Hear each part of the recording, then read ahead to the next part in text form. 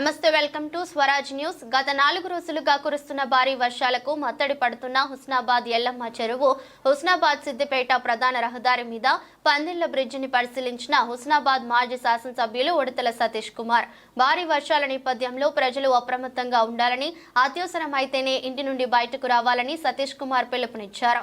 స్థానిక ఆఫీసర్లు ఎప్పటికప్పుడు చెరువులు, కుంటలు పర్యవేక్షిస్తూ ప్రమాదాలు చోటు చేసుకోకుండా ముందు జాగ్రత్తలు తీసుకోవాలని సూచించారు.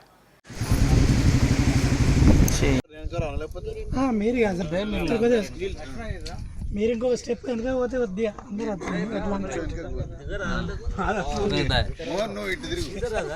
కన్వీనర్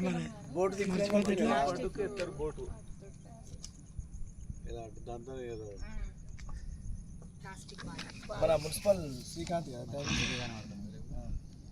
రవి నీళ్లు మేము రైట్